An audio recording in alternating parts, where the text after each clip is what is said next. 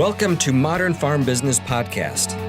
This podcast is designed to help the farm leader bring their business to the next level.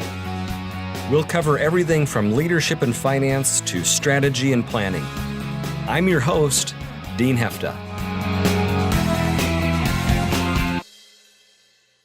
There's an old saying, I know what I said, but I don't know what you heard. How true is that? As leaders, we can spend so much of our time sending out information with the expectation that what we're intending people to understand is truly what they are understanding. When the pressure is on or time is short, just when we need communication to be its most crisp, is often when there is the most misunderstanding. Much of this ties to our own assumptions of what communication actually is, and to the fact that there are many ways that the information we process gets filtered into our system. Without attention to improving our communication, as leaders, we can be destined to spend our time repeating ourselves, fixing misunderstandings, and ultimately live day to day with way more anxiety than we need to have. So let's talk about the first one, the assumption that communication has occurred.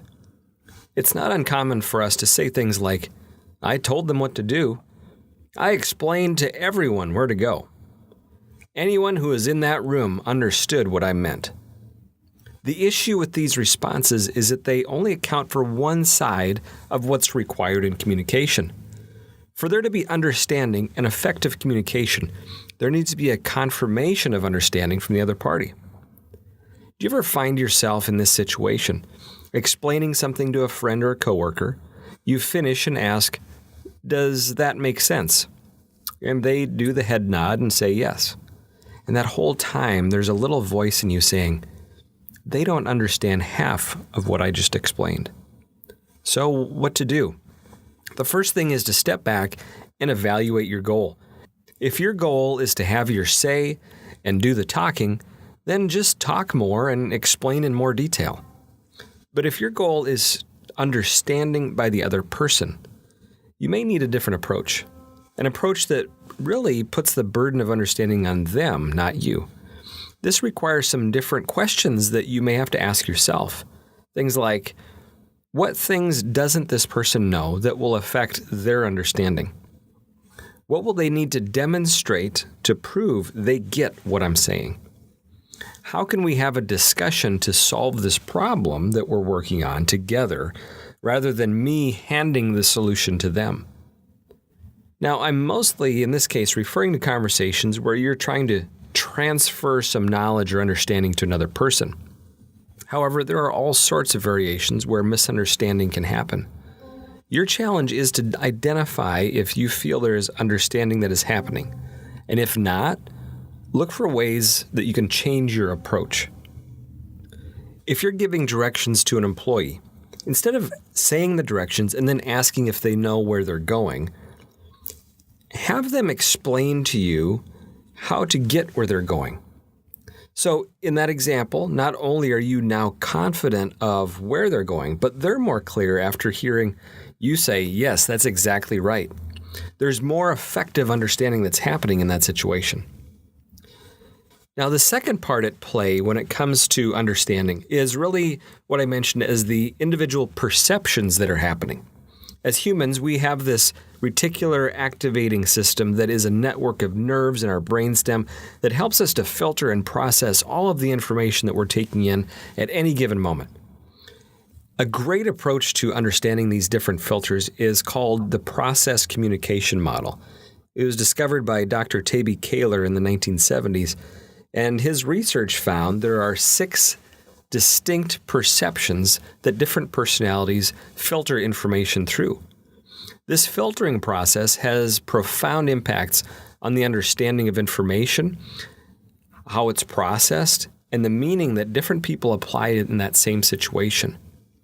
Through this understanding, Tabby Kaler actually worked with NASA through their shuttle program, helping to select and choose different shuttle teams. It's a powerful approach that's been used by hundreds, thousands of companies around the globe to improve understanding and communication within their organizations. Now, the recognition is that different people process information differently. That's the key. There's 6 of these different filters. We'll get started here. The first is some people filter primarily through a lens of thought.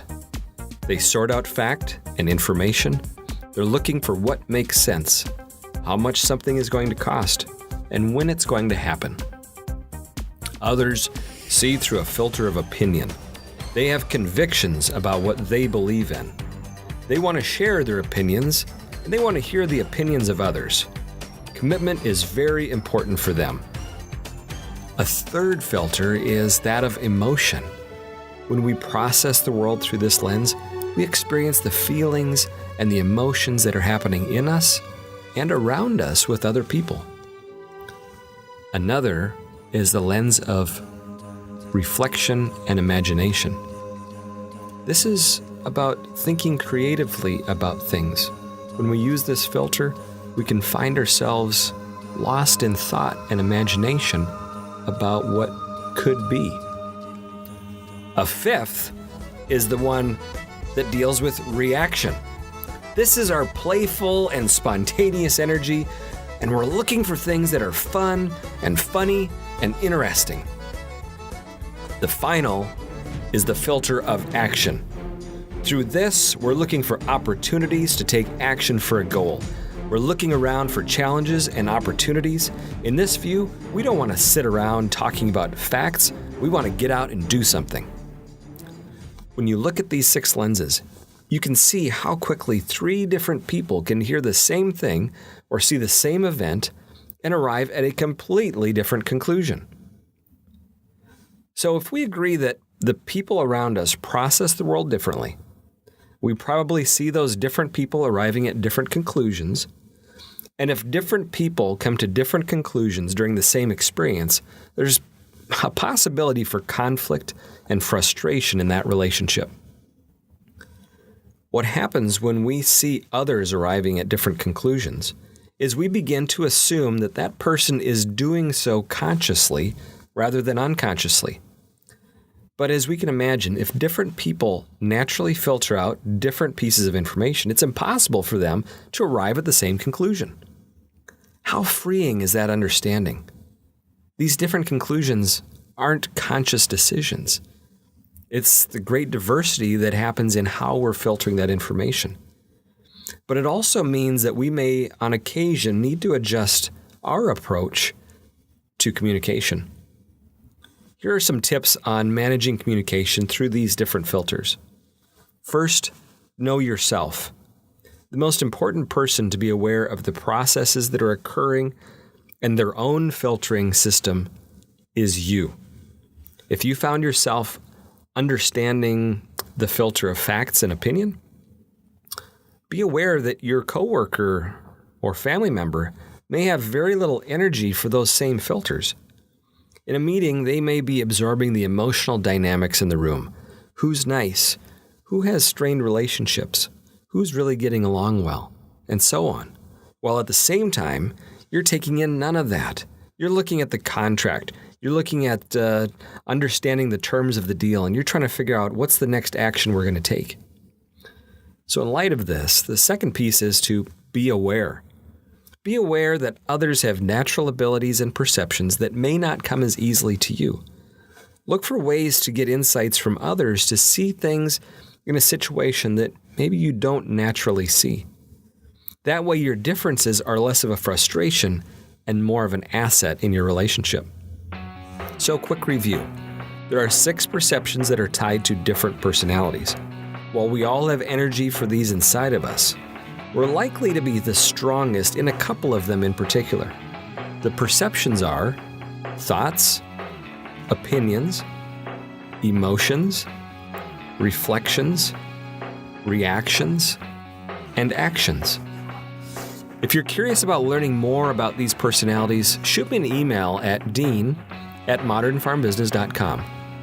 I'm a certified trainer in process communication and would love to share with you some of the things that I've learned, how it's helped me and my family and us as an organization to improve communication. Thanks for joining me on this episode, and I look forward to seeing you again next week. Cheers.